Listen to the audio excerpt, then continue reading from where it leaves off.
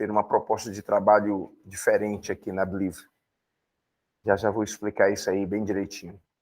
Mas eu acho que esse primeiro momento é importante para a gente, portanto, começar a trocar uma ideia, a se conhecer. Segunda coisa que eu queria, no caso, apresentar a você é exatamente essa proposta. Vocês vão trabalhar com um determinado material onde eu serei seu único professor de história. Existirá, assim, um desafio muito grande para nós esse ano.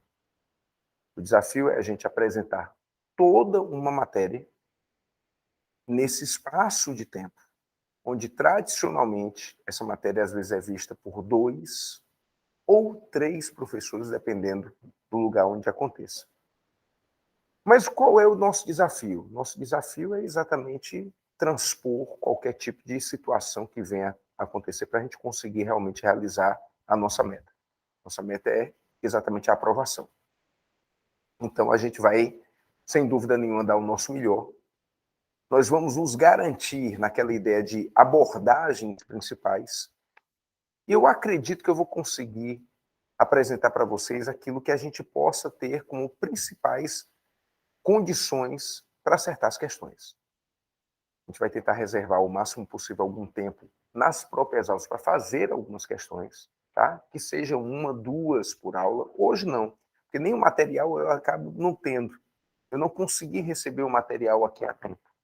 Mas assim, eu vou pegar o material, vou analisar o material e vou aguardar as dúvidas de vocês.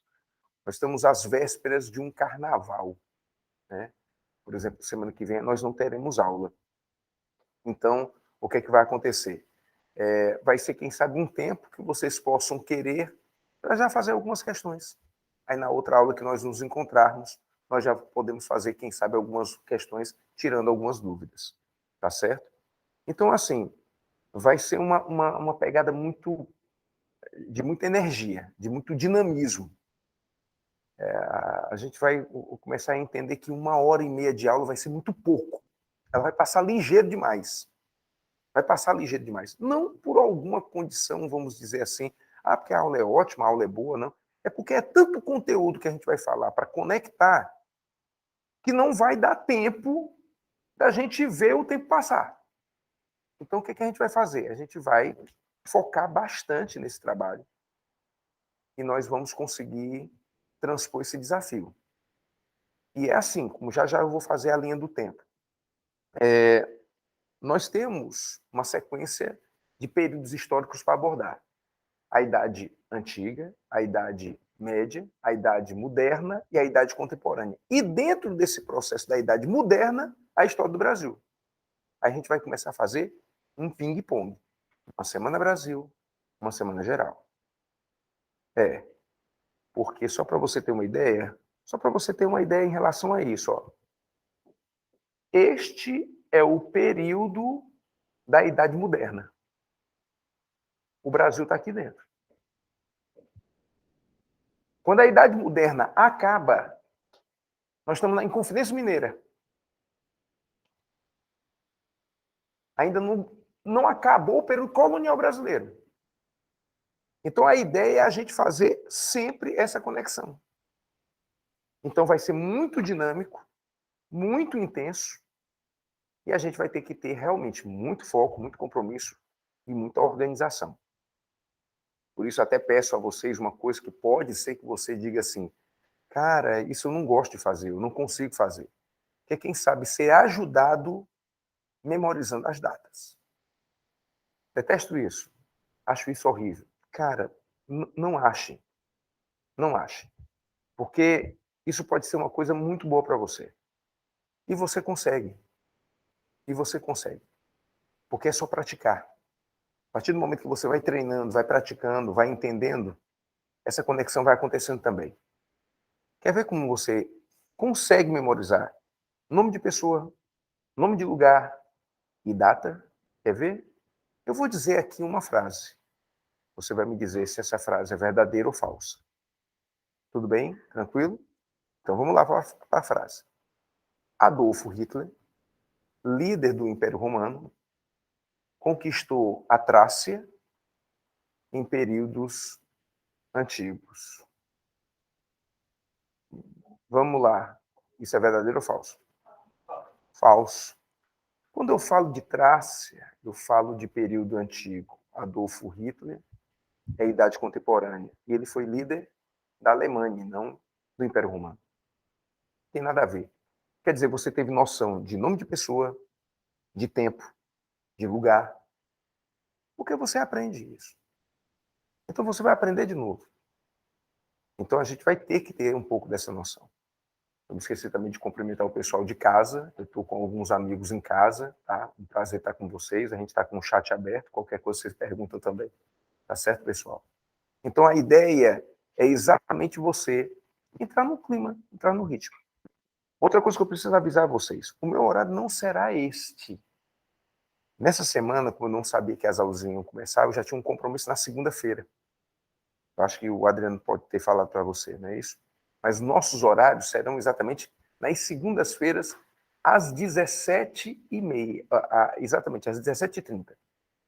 Tá certo? A gente sempre terá aula às 5h30 da tarde.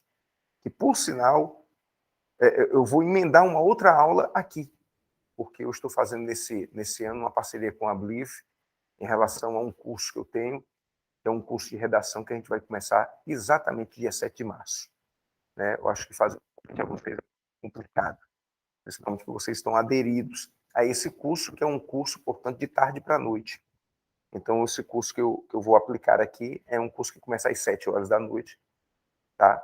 Mas, se quiserem saber alguns detalhes, qualquer coisa, me procurem e a gente pode trocar aqui uma ideia, tá certo? É um curso também é um curso de redação que será anual, mas serão nas segundas-feiras à noite. E aí acaba chocando, portanto, com um outro horário que vocês têm.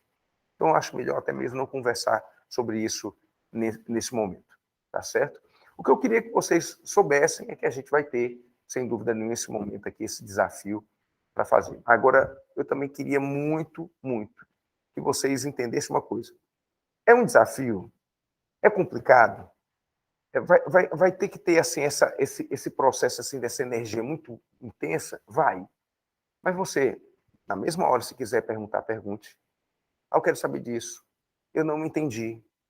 Né? Existe uma doce ilusão e uma vaidade muito grande de todo professor. Todo professor tem essa ilusão e essa vaidade de que tudo que ele fala, o aluno está entendendo perfeitamente. É porque o professor ele tem assim, essa ideia de que ele é o dono do saber da palavra. Né? Então, a partir do momento em que ele tem esse conceito, ele às vezes não se preocupa na comunicação dele. Então, ele vai só falando. Então, é assim, o que você não entender, pergunte. Eu não consegui entender isso aqui. O senhor pode repetir? O senhor pode anotar melhor? E aí vai. Tá certo? Eu tenho geralmente alguns esquemas. Eu vou tentar colocar alguns aqui, porque às vezes também para anotar a gente perde tempo. Mas vou colocar para você ter essa orientação, além do seu material. E aí, é claro, você vai me seguindo, portanto, nessa abordagem. Tudo bem? E eu acho que a última coisa que eu tenho a falar para vocês, na verdade, penúltima, tá? A penúltima coisa que eu vou falar para vocês é o seguinte: eu estou com as 3 doses da vacina, não tive sintoma nenhum de doença nenhuma nesses últimos dias, e estava querendo pedir à sala, já que estamos distanciados, vocês de máscara e possivelmente também vacinados, eu dar aula só de face shield. Se alguém aqui tiver alguma objeção, é só falar, e aí eu boto a máscara tradicional, tá? Mas se o pessoal puder, é porque, assim, eu acho que alguns possam me conhecer. Eu sou muito expressivo, sabe, para conversar. Né? Pois é. Então, é assim, essa máscara me sufoca, ela me deixa tenso. Hoje eu fiquei tenso, porque eu estava com uma máscara que estava quase me decepando as orelhas. Aí eu coloquei outra que estava me decepando o nariz. A haste dela de metal estava acabando, assim, o meu nariz. Então eu estava meio tenso hoje. Mas, se Deus quiser, vocês vão receber um convite meu daqui a alguns meses para ir à minha casa para participar do meu churrasco de máscaras. Eu vou acender um fogareirozinho que eu tenho lá em casa. Eu vou botar todas as minhas máscaras para queimar. Aí vocês serão convidados para fazer o mesmo. Vocês levem as máscaras de vocês para queimar. A pandemia vai acabar. A gente vai comemorar né? Quem sabe outras comemorações serão feitas com a aprovação de vocês, principalmente. Tá certo? Mas eu vou queimar essas máscaras tudo. Em nome de Jesus, amém? Eu não ouvi um amém de você. Amém, amém. Ah, ótimo, que bom. É importante isso. Pois então, vamos para cima. Tá bem? E a última coisa que eu queria falar para vocês é que eu desejo a vocês um ano maravilhoso. Pessoal, não tem mistério. Tem, às vezes, tem algumas demoras, mas não tem mistério. Para quem vai fazer a coisa certa como vocês vão fazer, vai dar certo. Então, é estudar, é continuar. Esse carnaval, me desculpe, tá? Desculpe a grosseria, quem sabe. Esse carnaval você tem que estudar. O que você vai fazer nesse carnaval? Você vai acordar um pouco mais tarde, comer um pouco melhor, assistir um pouco mais de filme e fazer uma redação. Depois de estudar. Depois de estudar. É isso. Você acorda o quê? 6 horas da manhã? Vai acordar 9. O quê? Você vai à praia? Só passa 1 hora. Ou você é daqueles que gostam de praia, bota o corpo para torar no sol, né? Fica com as marcas tudinho. Pá, pá, pá. As marcas ficam com as marcas tudinho. Né? Não. Você vai lá, fica na sombra, um instantinho, água de coco, vai-se embora. E, é claro, vai estudar. Toma um banho, dorme um pouquinho de tarde e vai estudar. Faz uma redação. Claro. E vai passar um carnaval ótimo, sem aglomeração, nem nada. Uma vez eu fui convidado para um carnaval em um condomínio praiano. Aí a pessoa disse assim, olha, fulano contratou o cover do Belmarx. Vai tocar aqui chiclete com banana. Quando eu vi dentro de um apartamento de 70 metros quadrados, 50 mil pessoas. Eu disse, não, essa pessoa, eu vou morrer aí. Eu vou morrer aí. Juro para você. Agora, tirando os exageros, cara, foi colocado um baterista, um cara que canta com um violão, na varanda de um apartamento térreo, e ele convidou todo mundo do condomínio. O pessoal levava as suas coisas para beber, comer, ele botou umas mesas, tinha uma média de 80 pessoas assistindo. Aí você diz, é pouco. Pouco? Num apartamento de 70 metros. Isso é legal, isso é importante, esse otimismo. Vamos lá. Mas, pessoal, evitem. A coisa ainda não está tão tranquila. E a melhor coisa do mundo, você já deve ter percebido já faz alguns meses, é a saúde. Então, se você está com saúde, você está bem. E aí a gente continua. Tá bem? Tranquilo? Então, tudo de bom para vocês. Vamos fazer essa parceria muito legal. Espero que a gente se dê bem. Tá bom? Tranquilo? Só apagar isso aqui para a gente começar a pensar juntos no nosso conteúdo. Nosso conteúdo hoje é muito. eu vou toda aula rir desse jeito, que eu vou pensar assim, rapaz, não, vai dar não, mas vamos tentar. Eu estou começando um pouquinho mais cedo, para a gente sair mais cedo, né? A gente sai umas 15 para as 9, mais ou menos. Né? Quem sabe não é uma diferença tão grande, mas a gente tem que cumprir o horário. Tá? Então vamos pensar juntos. Qual é a primeira abordagem da aula de hoje? Nós estamos com um programa de muita referência principalmente ao Enem. Mas esse dia a gente vai abordar um tema que tem uma parte que não é muito cara do Enem. Mas, por incrível que pareça, tem caído. Não é muito exigido no Enem, mas, por incrível que pareça, tem caído. Nós temos que falar sobre situações da ciência histórica e depois de antiguidade oriental. Pois é.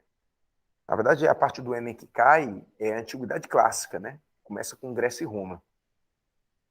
O que é que caiu sobre o Egito? Mesopotâmia, persas, hebreus. O que é que caiu desse pessoal? Nada.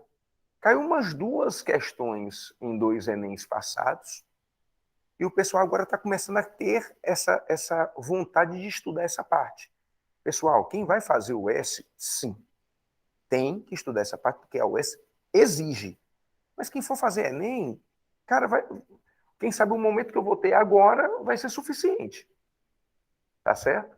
Mas essa primeira parte sobre ciência histórica, sobre história material, isso é bom vocês terem uma ideia. Mas não tem errada, não. Ó, vamos lá. Até cronometrar um pouco essa abordagem. A questão da ciência histórica é uma ciência investigativa. né? Todo mundo faz uma brincadeira muito grande dizendo que historiador, ele é fofoqueiro, né?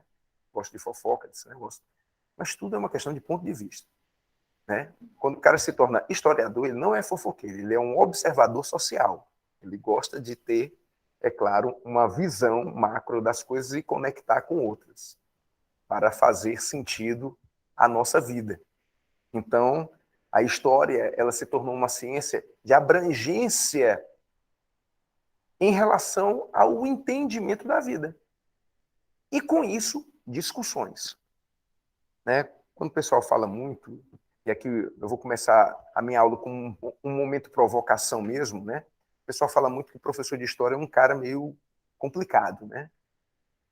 Tanto que o pessoal, principalmente nesses períodos que nós estamos, esse ano de eleição, essas condições ideológicas que nós temos, quando o pessoal diz assim, fulano é professor de história, eu penso, ixi, Maria, é o Satanás, é doido, né?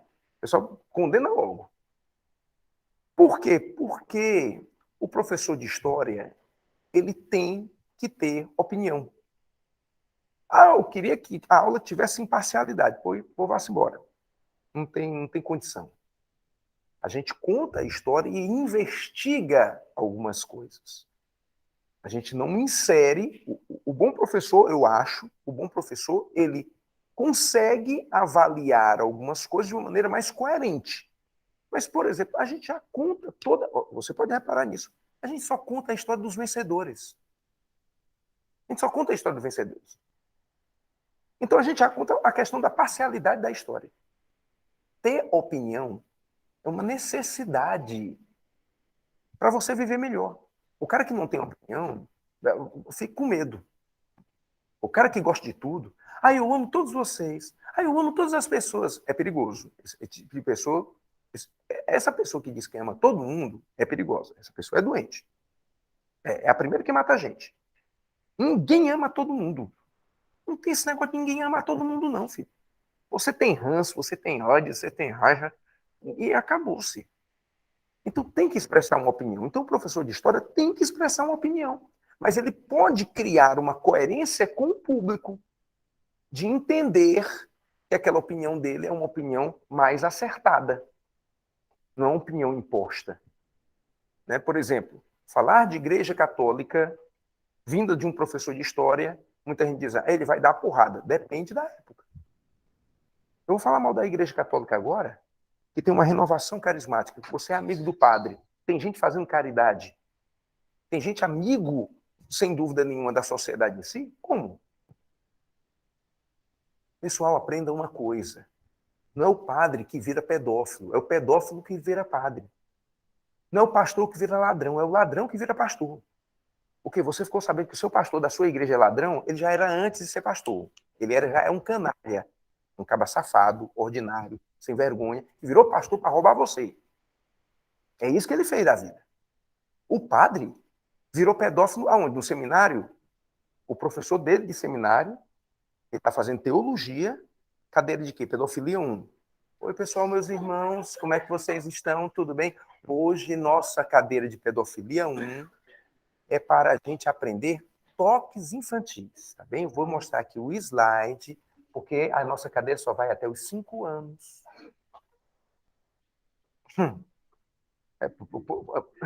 Pois é, foi horrível, né? É porque hoje é quinta, né? Aí já pode, né? Não, é quase sexta, né? Pode ser horrível, né? Porque a sexta pode ser horrível, né? Não existe isso, filho. Ninguém ensina essas crueldades para uma pessoa. A pessoa vai dominando esse tipo de coisa e, com isso, ficando uma pessoa pior. Aí ela entrou para o seminário, ela entrou para a universidade ou coisa desse tipo, para piorar a vida dela. E a dos outros também. Então, falar mal da Igreja Católica não é a vontade do professor de história. São os fatos que se evidenciam para a gente fazer a crítica. É quase impossível falar bem da Igreja Católica medieval. Às vezes a gente fala mal da Igreja Católica medieval, aí o menino que é católico na sala diz assim, lá vem o professor falar mal da minha igreja. O professor está falando mal da minha igreja.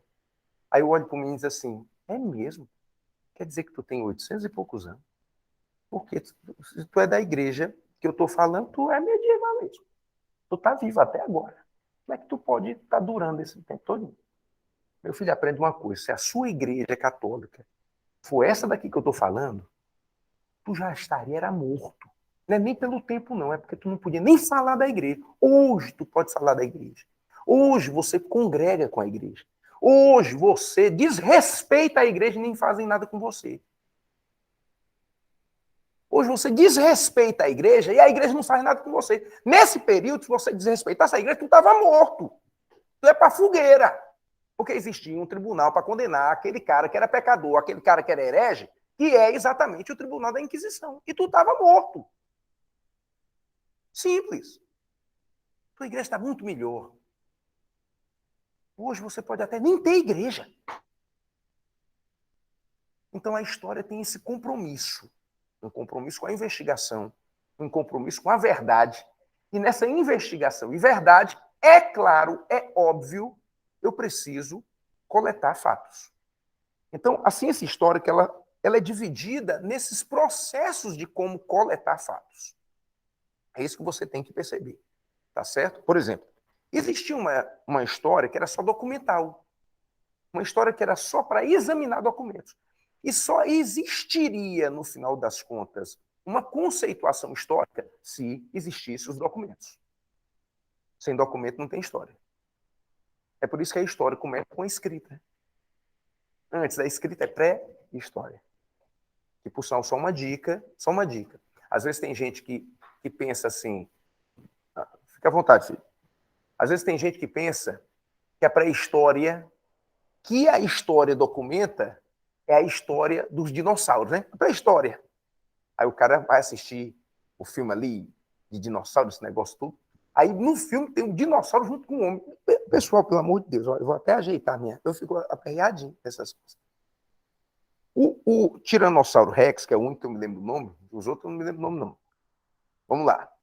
É um animal maior do que um elefante. Que ia comer um homem fácil. Tu acha que um tiranossauro ia viver no mesmo ambiente? É pet? Pet. Tem um pet cão, pet gato. Calopsita Rex. Não dá para domesticar um rapaz daquele. Não dá para conviver com um rapaz daquele. Carnívoro. Não dá.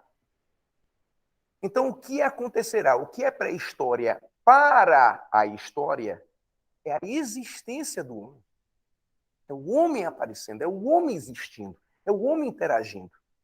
É a história que virá, é a condição que virá do primeiro homem em sua evolução, certo? A condição dos homens de Neandertal, de Cro-Magnon, e para chegar ao Homo sapiens sapiens.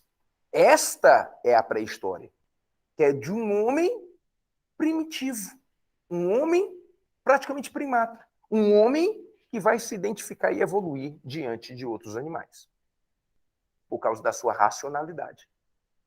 E aí ele vai começar a ter uma relação de comunidade, isso é muito importante, né?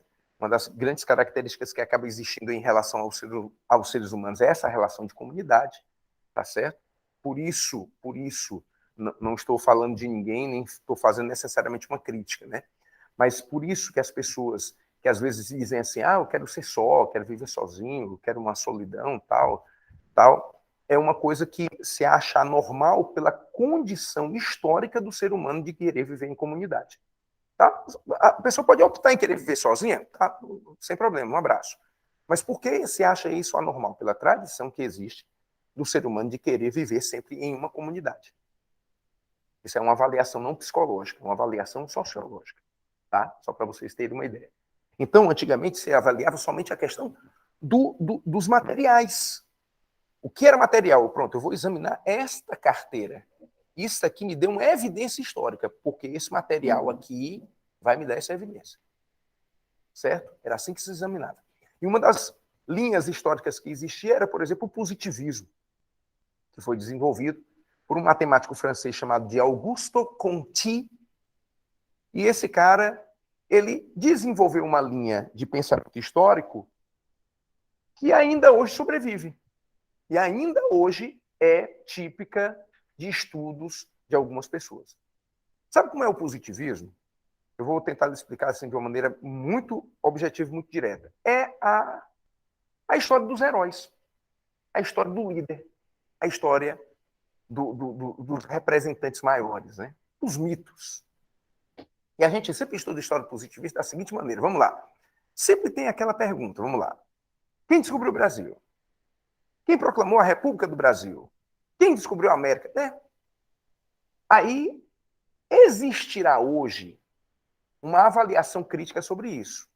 Quem descobriu o Brasil? Aí você vai uma avaliação crítica. Não houve descobrimento, houve tomada de posse, houve conquista, os índios já existiam. Né? Você não faz essa avaliação crítica, mas como é a história positivista. Quem descobriu o Brasil? Eduardo Cabral. Quem descobriu a América? Cristóvão Colombo. Quem proclamou a República do Brasil? Deodoro da Fonseca. Nunca se tocaram de uma coisa como se ele fosse só. Pedro Alves Cabral amanheceu em um determinado dia lá em Lisboa. Claro, pois, quero ir para um terra nova. Vou desmatar uma floresta. Ele mesmo desmatou toda uma floresta. Ele mesmo fez um navio.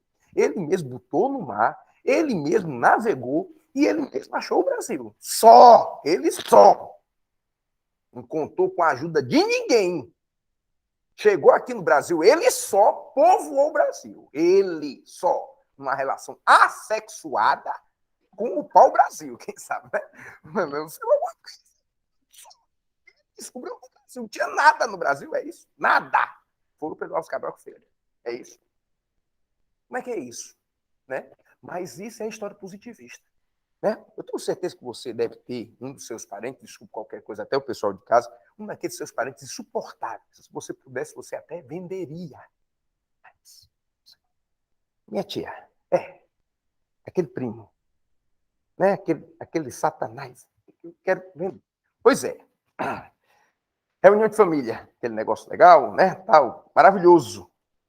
Quando aquele parente chega, ei, vem cá! Eita, vai fazer vestibular, né? Vai fazer vestibular para quê? Eu estou pensando em fazer medicina. Medicina? Quem descobriu o Brasil? Aí você vai dizer, ou então, quem proclamou a independência do Brasil? Olha, a proclamação da independência do Brasil foi um arranjo político, tio. Um conchavem da classe política brasileira e elite agroexportadora, juntamente com a figura precária do analfabeto burro. Você é burro. Dom Pedro I. A resposta é Dom Pedro I. Eu não estou dizendo? Não vai passar, não.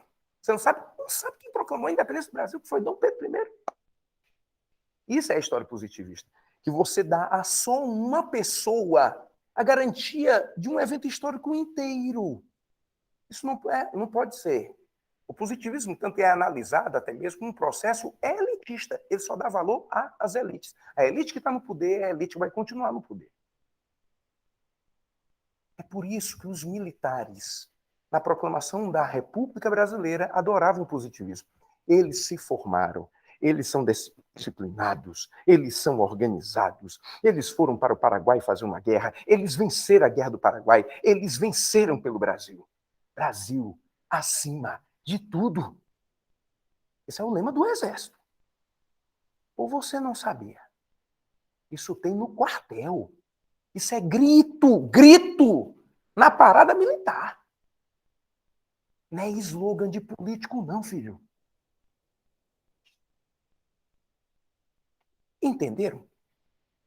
Então, isso é o positivismo. Aí criaram uma outra linha histórica. O marxismo. Aí, o pessoal fica louco. Ixi, Maria, que diabo é isso? Marxismo. O marxismo vem de um pensador alemão que viveu durante muito tempo na Inglaterra, que é o senhor Karl Marx. O Karl Marx é aquela alma inquieta, né? Aquela figura realmente inquieta de pessoa que via os problemas do mundo e tentava resolver, tentava encontrar uma solução. Porque até Marx, as pessoas olhavam os problemas do mundo como se fosse assim, natural. Como ainda hoje algumas pessoas notam ou avaliam isso como natural. Né? Isso me faz lembrar uma música que num cara genial, tá? Já falecido, e que o ritmo dele é a cara do Nordeste. Estou falando de Luiz Gonzaga, o rei do Baião. Luiz Gonzaga canta: quando olhei para a terra ardendo, qual fogueira de São João, eu perguntei a Deus do céu, por que tamanha judiação? Notaram? Ele culpa a Deus pela seca. Ele culpa a Deus pela desigualdade. A culpa é do coronel que represou a água e deixou o açude só para ele. E manteve o povo faminto para o voto ser mais barato e principalmente o salário dele também. Ele não nota, ele pensa que ele é pobre porque Deus quer. Tipo, avaliação medievalesca, tipo, sociedade estamental, como ainda se pensa hoje. Então, Marx, ele era de conflito.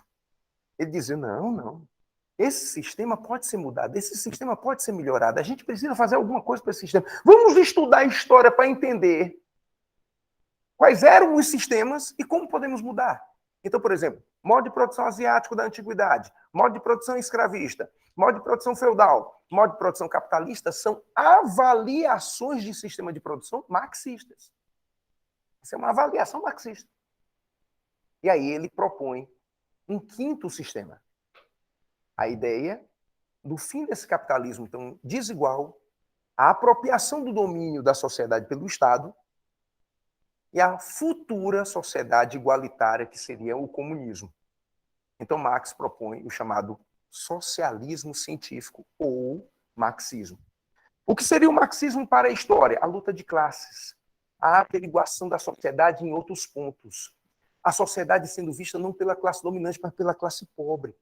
Existe a superestrutura e a infraestrutura, né? Porque hoje existe uma busca pelo empoderamento, por exemplo, da classe negra, do preto. Por quê? Porque se entendeu, felizmente estudando história crítica do Brasil, que se não fosse os pretos, não existia Brasil. O português o quê? Chegou aqui, dominou, explorou, investiu, mas não trabalhou. Você está me entendendo? De uma hora para outra, a história marxista, a história positivista é o branco, o negro, o índio, como se fossem amigos. Né? Como se fossem amigos. O índio achou ótimo o branco chegar e deu uma terra para ele.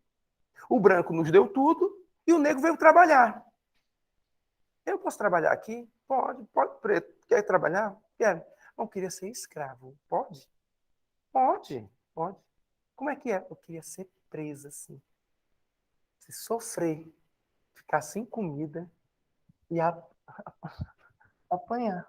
Queria apanhar. Claro, tranquilo. Tu quer de noite, tá? De dia? Como é que tu quer apanhar? Isso quer.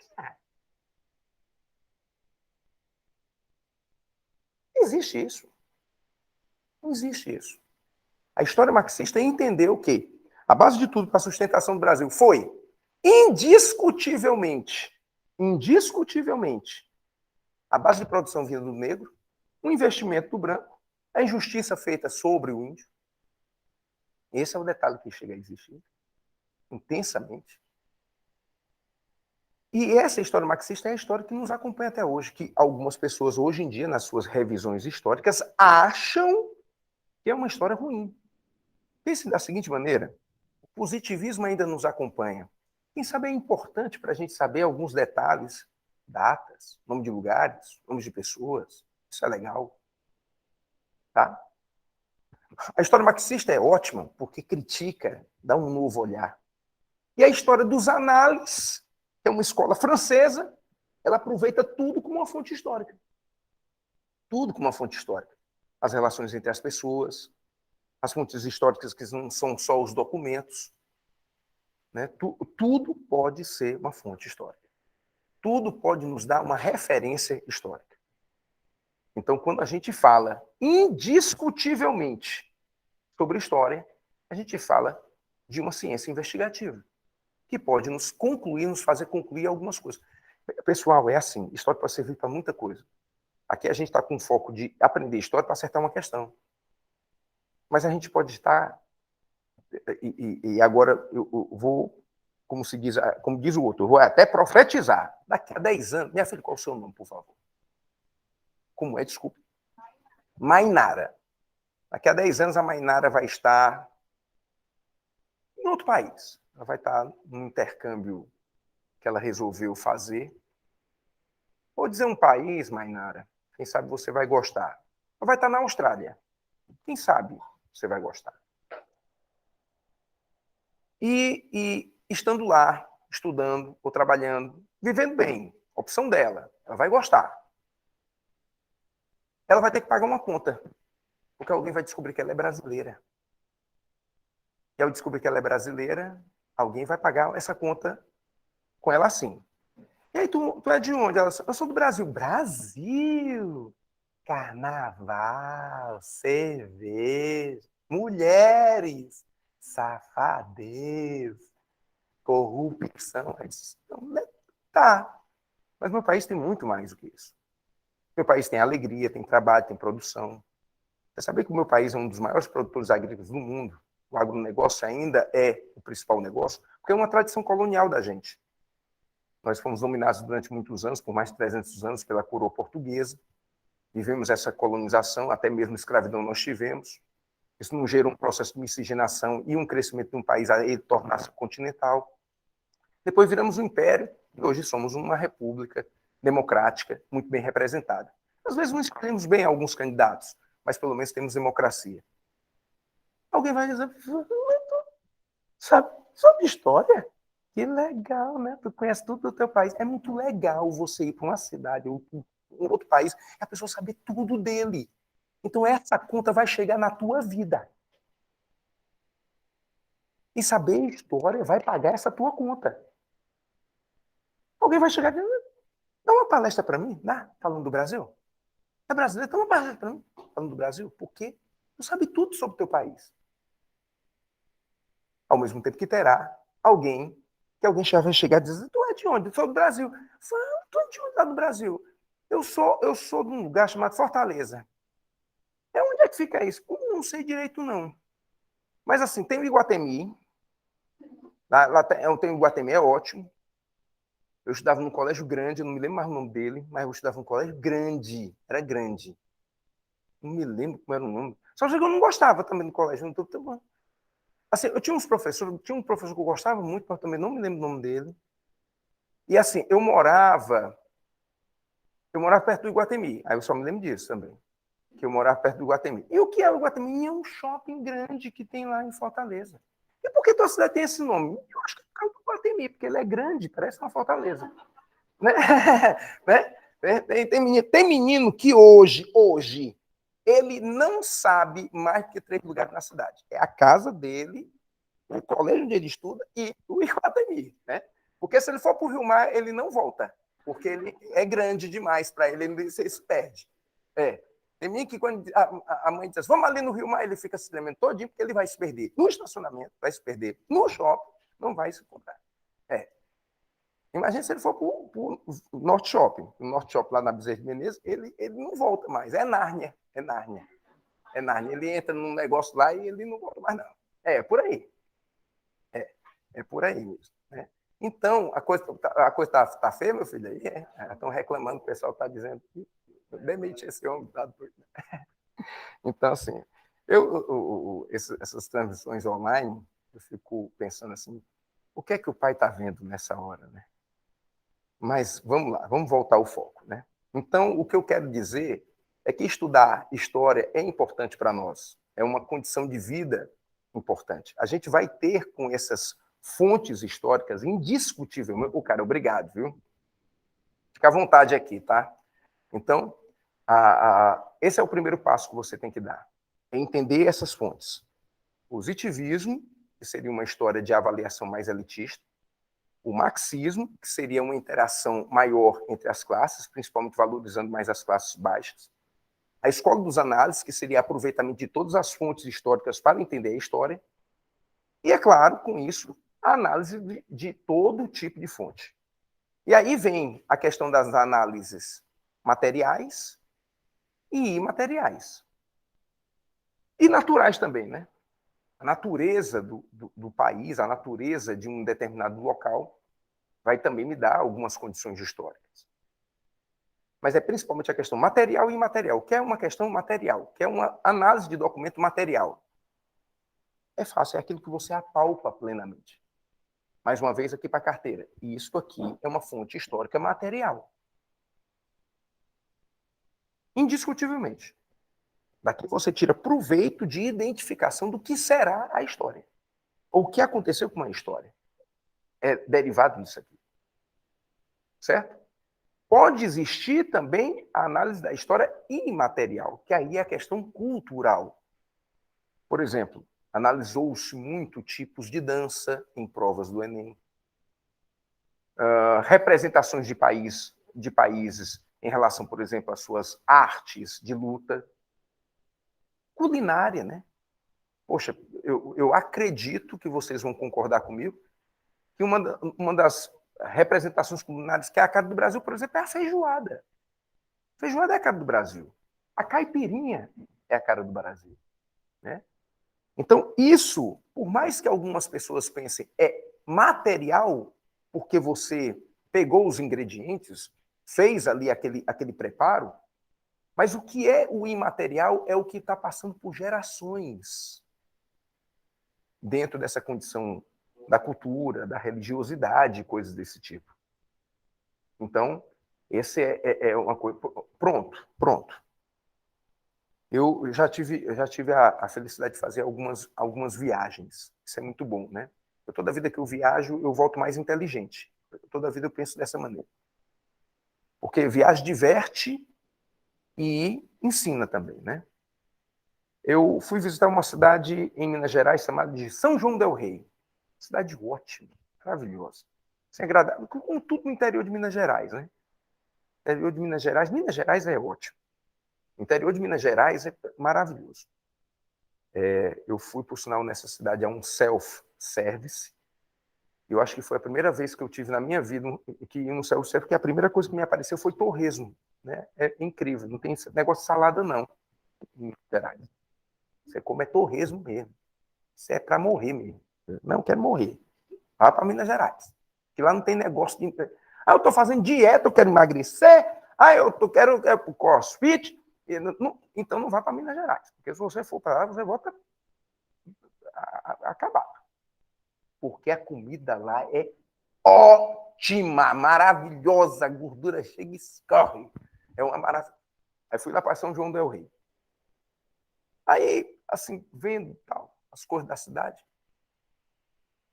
E eu vi um grupo passando e aquele guia falando. Né?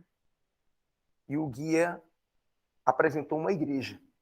Ele disse assim: aqui em São João del Rei nós fomos premiados com uma nomeação imaterial de história. Aí, opa, como assim? Como é que é? Que situação imaterial é essa? Simplesmente em São João del Rei houve uma premiação para a cidade, que é uma das cidades que mais sabem tocar sinos pelo Brasil. Os caras já morreram fazendo isso. Aí você diz, como assim morreram? Os caras sobem na parte que sustenta os sinos para bater neles, para jogá-los, para badalá-los. E eles sabem fazer o badalo ter uma cadência para chamar os fiéis. O tocar dos sinos das igrejas de São João del Rei é uma história imaterial do Brasil. Incrível, né? Porque eles fazem sinos com toques diferentes para chamar os fiéis. Isso é história imaterial, é o toque dos sinos, é a tradição da culinária, é a capoeira, é o samba. Isso é história imaterial, que ao mesmo tempo que não é palpável, é uma referência para aquelas pessoas. Assim, eu não sei se eu vou dizer uma besteira, eu acho que não. Mas quando pintam essas questões na prova do Enem, geralmente os meninos não têm problema. Geralmente os meninos não têm problema. É porque é muito fácil de diferenciar, né? O material do imaterial. Então é uma necessidade nossa de falarmos, né? Porque está dentro da matéria, Mas eu acho que isso não causa problemas para as pessoas. Quer dizer, isso é uma avaliação pessoal. Mas quem, por acaso, possa não ter entendido o que é que se trata, a gente pode conversar dando outros exemplos. Mas a ideia é essa. O que a história investiga, principalmente derivado dessa escola dos análises, é tudo que possa me dar uma referência histórica. Então, por isso, dessa escola veio essa avaliação de material, de imaterial e de natural. Que isso pode contribuir para a compreensão histórica de um determinado povo. Tá certo? Rituais, né? Por exemplo, a gente vai falar aqui, se tivermos tempo, né? Vamos falar aqui da questão dos rituais fúnebres dos egípcios, né? Hoje mesmo eu estava numa sala de terceiro ano, fazendo algumas questões, falando sobre questões religiosas dos incas, com sacrifícios humanos, né? Os incas moravam principalmente na região do Peru, né? América do Sul. Eles acreditavam que todo começo do ano eles tinham que sacrificar jovens que tinham que ser virgens para que aquele sangue aquele jovem virgem, ao jorrar pela terra, a fertilizaria. E se o cara se oferecesse para morrer, ele viraria herói. Então, o cara jovem diz: eu quero morrer, em nome da minha tribo. Aí ele ia lá, seria decapitado, e aquele sangue que sairia do seu corpo iria ser jogado na terra para fertilizar a terra, para ter uma boa colheita. Este ritual é avaliado como história imaterial. Era o costume do povo. Né? Era o costume do povo. Professor, coisa horrível, tal. Mas é de cada um, né? Nós temos também alguns costumes horríveis. Né? É porque a gente é habituado, né? Mas assim, temos costumes também, quem sabe, vão chocar daqui a alguns anos algumas civilizações. Sem dúvida nenhuma, sei lá, tipos de música, né? Rituais religiosos também, né? Dependendo da religião. Então, é de cada povo, e isso significa o povo e significa a sua história. Tudo bem? Tranquilo, pessoal? Sem problemas? Até aqui estamos bem? Tranquilo? Ótimo. Deixa eu só tomar uma água, que aí a gente continua, tá?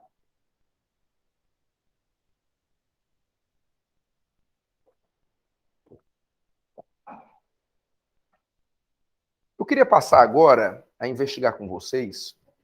Oi, claro.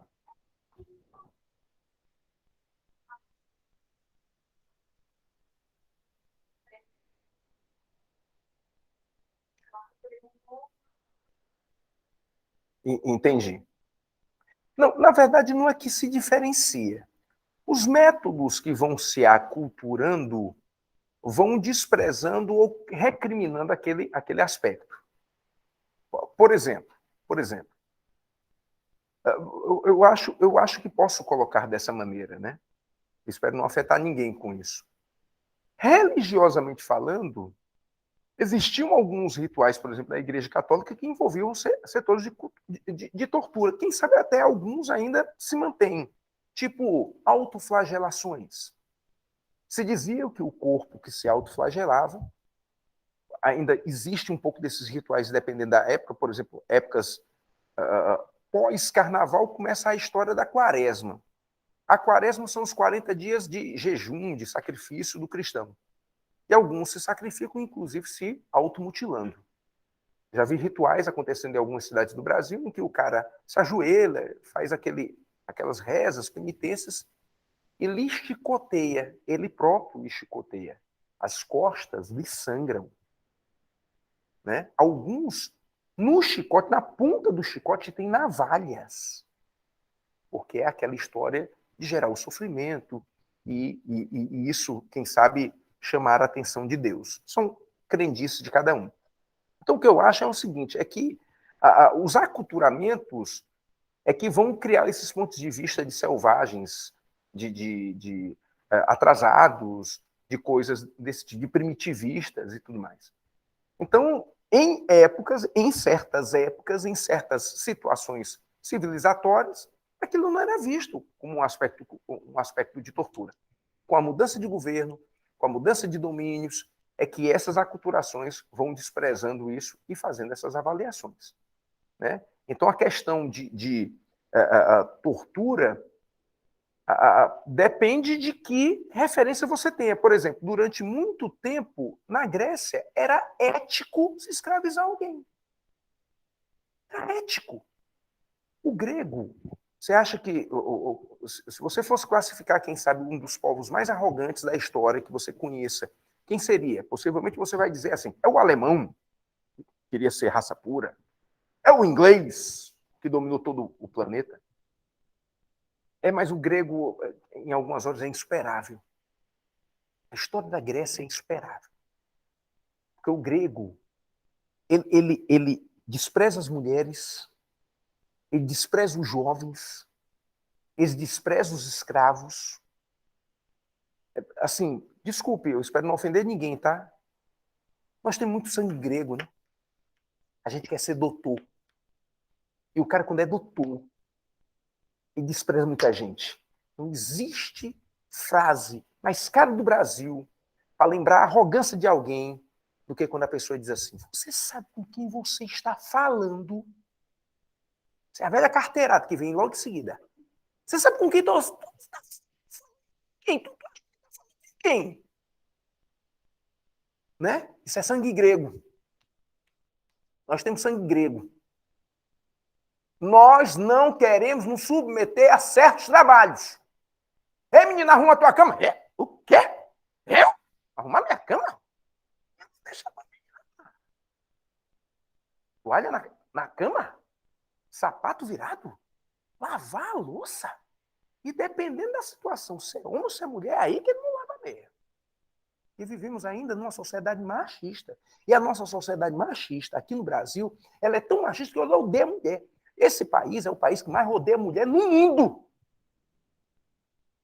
O país que mais odeia a mulher no mundo é o Brasil. Que mata, a mulher morre. A mulher é perseguida, morta aqui nesse país.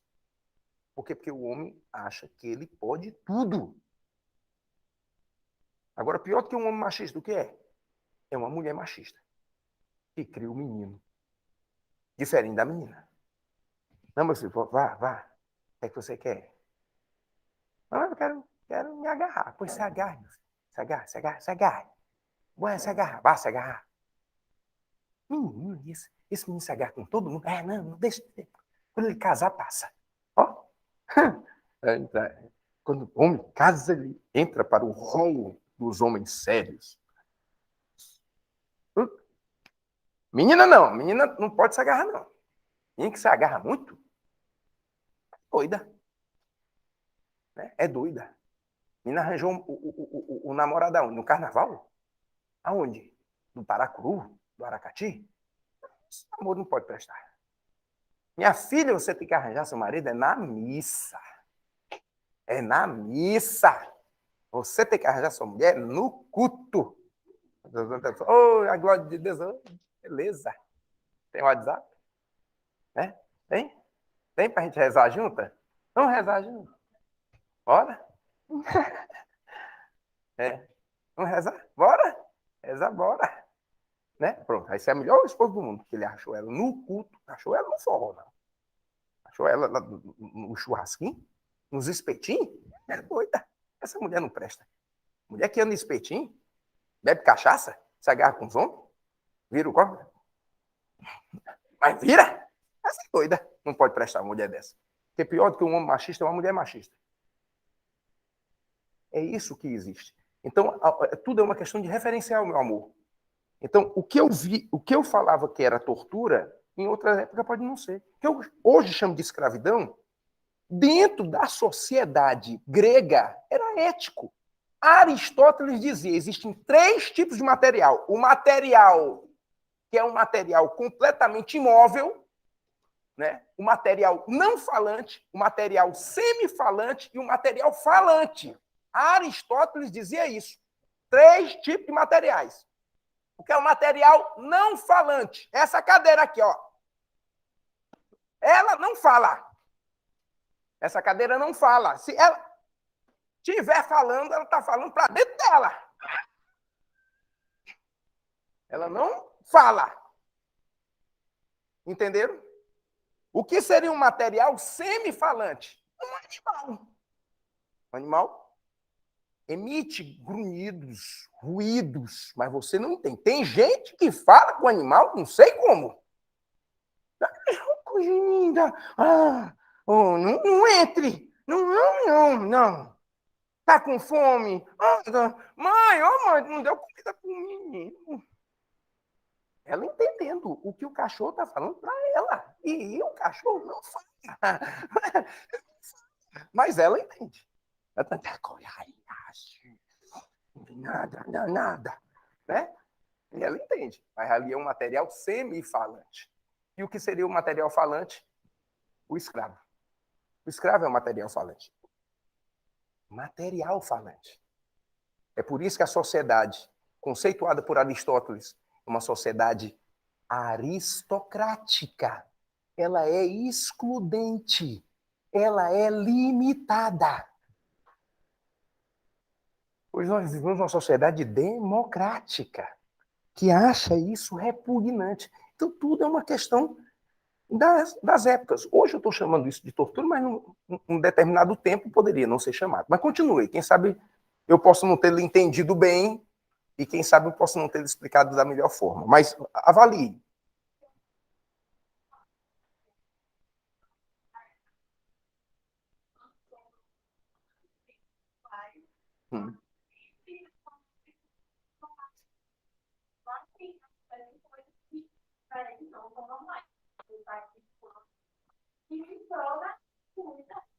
Entendi.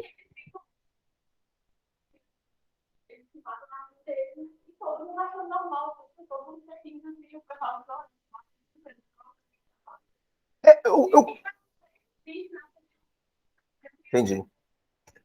Qual é o teu nome, por favor? Vivian Lilian. Desculpe, Vivian, porque eu sou complicado, desculpe. Vivian, é assim, eu gosto de dizer que nessas horas, quem vai decidir é a lei. Eu gosto de dizer que nessas horas quem vai decidir é a lei. Muitas vezes, hoje, existe uma discussão muito assim, que o pessoal complica muito hoje em dia, que é a discussão relacionada à liberdade de expressão. O que é a liberdade de expressão? Né? Tem essa discussão? Posso tudo. Eu quero fazer tudo, eu posso tudo, eu posso. Não,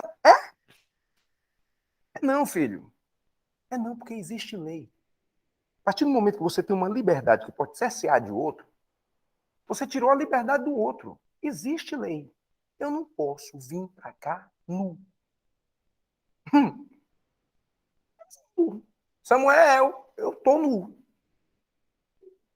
Tenho minha liberdade de expressão de estar nu.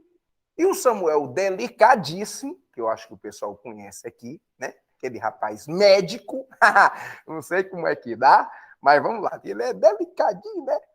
Aí vamos lá. Professor, o senhor está preso. O senhor está nu. Aí está preso. Eu chamo a polícia para prender o senhor. O senhor não pode, porque existe uma lei limitadora para tentar gerar a liberdade para todos. Então, o que está acontecendo aí é uma condição em que a lei pode ou não pode aceitar essa situação. A comunidade se libera, a comunidade faz um ritual, a comunidade, mas qual é a lei daquilo que envolve essa comunidade? Existe alguma coisa mais macro dentro desse processo. Mas aí que está. Vamos falar de Rousseau. Rousseau fala de um contrato social. Eu ofereci para uma pessoa ser minha representante a partir da identificação de ideias. Então, eu voto naquele político pensando que ele vai me representar. Quem sabe o poder lhe corrompeu e ele não faz isso. Mas como é o processo democrático? É a sua opção de querer escolher. Então, você hoje votou, quem sabe votou errado, entendeu que votou errado, agora pode mudar. É por isso que Rousseau é o pai da democracia moderna. Quem é o pai da democracia? É Clístenes, que é grego, ateniense. Porque a democracia ateniense ela é terrível. Ela só dá uma margem a mais de participação. Mas ela exclui. E quem fez uma democracia inclusiva? Rousseau, que é o pai da democracia moderna. E ele é iluminista. Base para os direitos humanos. Aí é fácil. Aí é legal. Entendeu? Legal. Pois é. Não, mas eu te entendi. O ponto de vista que tu tens, eu te entendi. O que nessas horas a gente tem que, quem sabe, para tentar esclarecer o que será, o que não será, sei lá, tortura, perseguição, é essa avaliação de leis. A lei pode ser quebrada, pode ser modificada? É claro que pode. A lei pode ser discutida. Durante muito tempo, os negros nos Estados Unidos não poderiam sentar ao lado dos brancos. Era lei para eles. A lei foi mudada em prol de um bem em comum. Então pode ser mudada a lei. O problema, vamos lá, é que quem sabe essa comunidade não está gerando um bem comum, ela está gerando um bem entre eles. Ou quem sabe não é tão bem assim. Esse é o detalhe.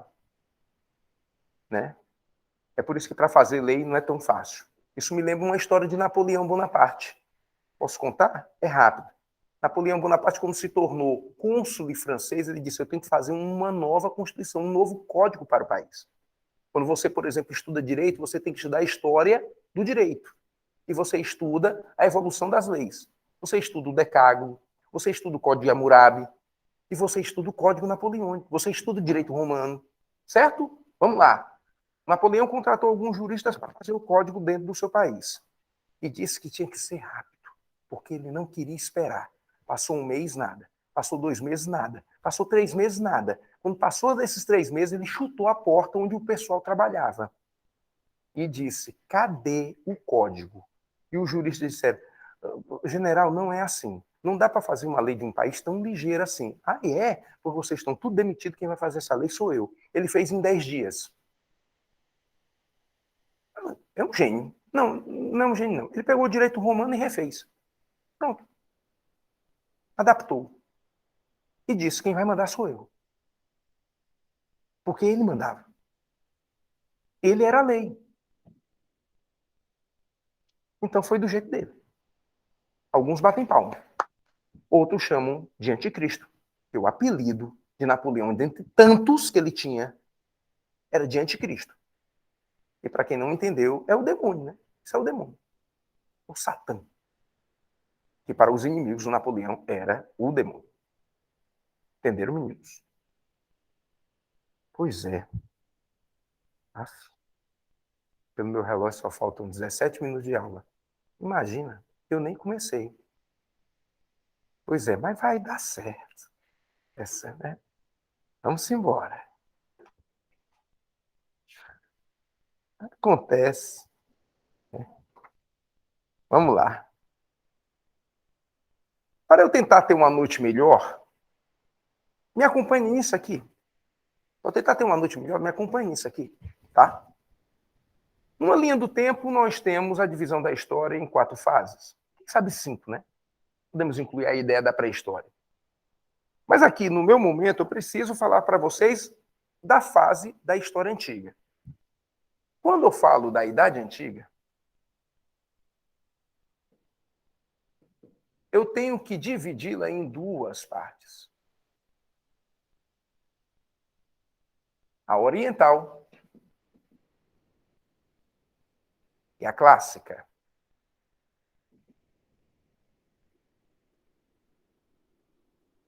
Isso cai no Enem. Certeza.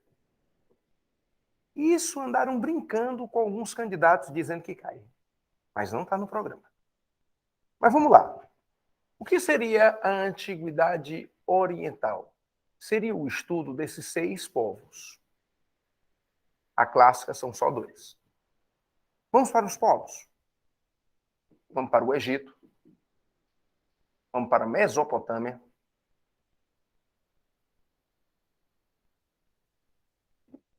Vamos para os hebreus. Vamos para os persas. Fenícios e cretenses. Já que na clássica é Grécia e Roma.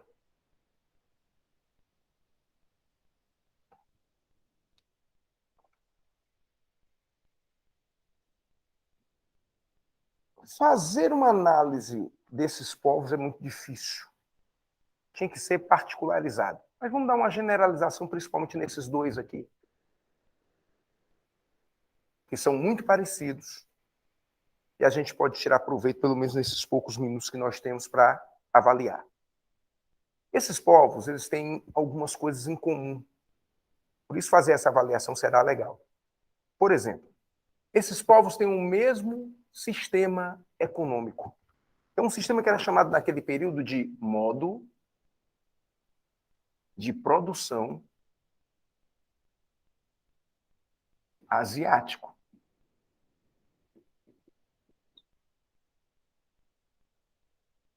O modo de produção asiático era um modo de produção que tinha que consistir como principal característica ter um Estado muito, mas muito centralizado. O Estado era tão centralizado, mas tão centralizado de um jeito, que o chefe político, o rei, o dirigente, ele era visto como uma divindade. Por isso os governos dessas civilizações são teocráticos. E aí vai para uma outra análise. Se o político, se o chefe é Deus, as pessoas temem a Deus. Eu acho que aqui algumas pessoas são religiosas, se não todos. Quem sabe alguns aqui são religiosos cristãos, se não todos. Então, no final das contas, a pessoa ela tem a ideia da divindade de Deus.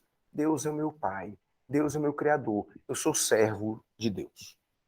Você não discute a Deus, você teme a Deus. E se nesse tempo Deus era o rei, então todas as pessoas praticavam uma servidão coletiva. Pouco existia escravidão nesse tempo, porque essas pessoas viam um chefe político como Deus. Então não precisava escravizar ninguém, você já estava temente a Deus. Aí nessa hora tem um menino que faz a seguinte discussão comigo, sabe? Nossa, esse povo é idiota.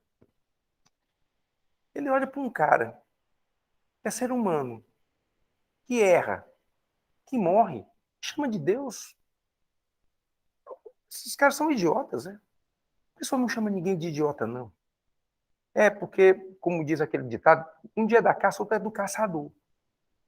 Hoje nós vivemos uma sociedade super moderna, de alta tecnologia, em que uma pessoa olha para a outra, que é humano, comete erros e é mortal, e chama de mito.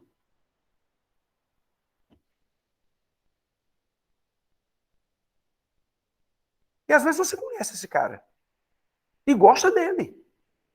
Gosta do cara que chama esse cara de mito. Não chama esse cara de idiota, não. E nem chama esse. São as épocas. São as épocas.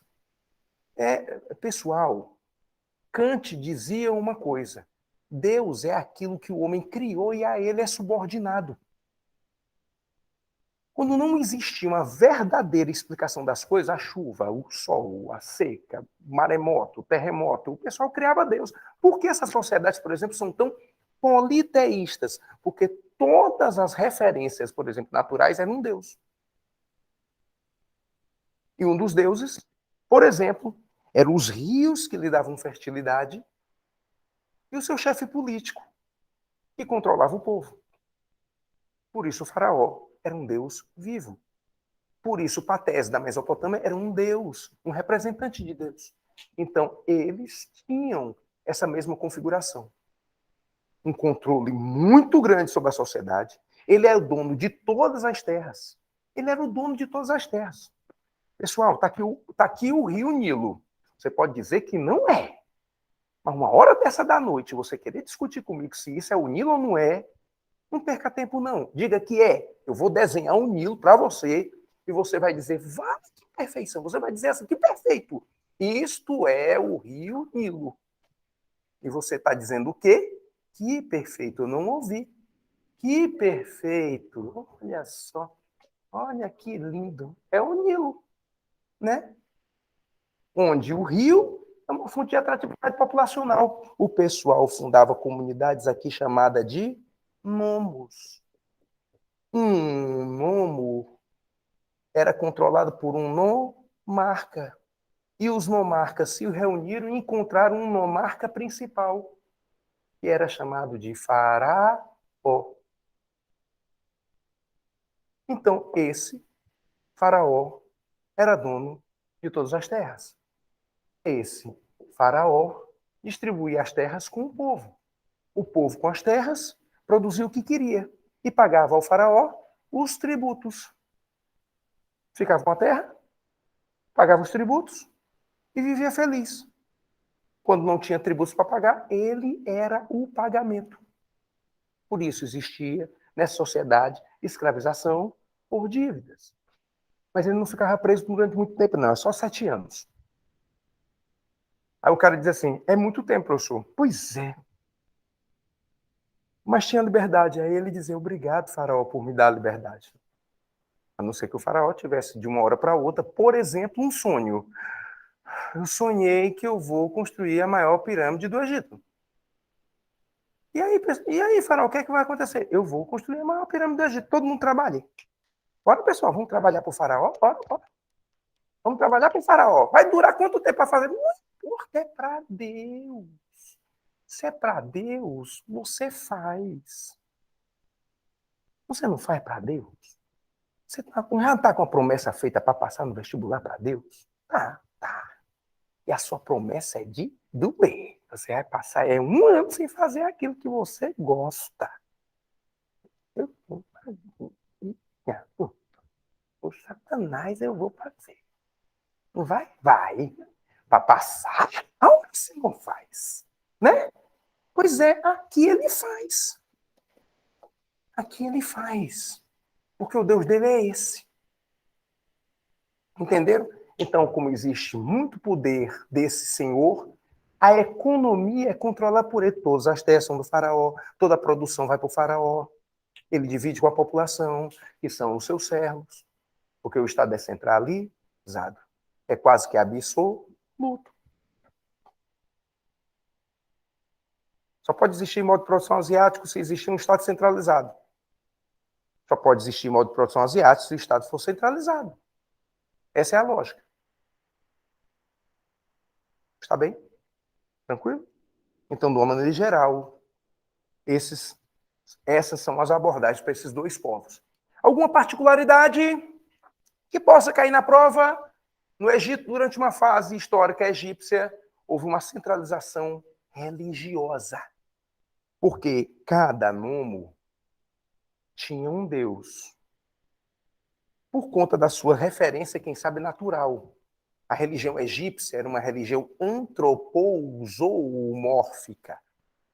O Deus tinha forma de homem, tinha forma de animal e tinha forma de homem e animal ao mesmo tempo. Tá? Existe um filme, um bom filme, né? Acho que é Deus do Egito, uma coisa assim. Né? Porque tudo depende da referência, né? Tudo depende do referencial. Às vezes o cara vai assistir um filme e diz, esse filme foi horrível, tá, não presta. O outro vai lá, assiste e gosta. Você está me entendendo? É porque questão de gosto não se discute. Questão de gosto não se discute. Você está me entendendo? Então, cada um com o seu gosto. Esse filme parece que é Deus do Egito, uma coisa assim, né? Aí homem de uma hora para outra, vira o bicho que voa, aí vira um bicho que mata, aí é danado. Vira uma cobra, vira uma doidice, né? Isso não existia, né? As referências que se faz são outras. É do animal mesmo. É do animal mesmo. O animal que era forte, o hipopótamo, a coruja, o chacal que existia na região, que virava aquele animal forte, aí virava uma ideia de Deus, né? Mas voltemos, né? Então, se cada nomo tinha o seu Deus e cada Deus tinha um sacerdote, então existiam muitos deuses e muitos sacerdotes. E às vezes o sacerdote, como estava diretamente com aquele povo, ele às vezes mandava mais do que o faraó.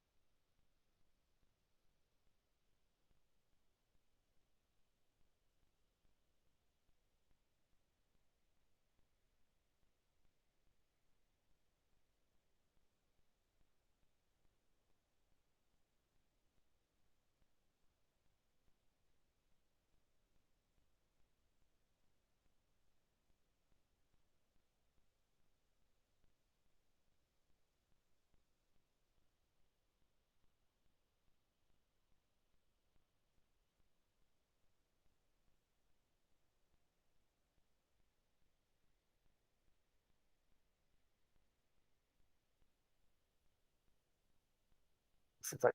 Beleza. Pessoal, e aí? Queria que o pessoal aí de casa, quem sabe, me desse aí um retorno. Deu certo? Ótimo. Pessoal, desculpe aí qualquer coisa, tá?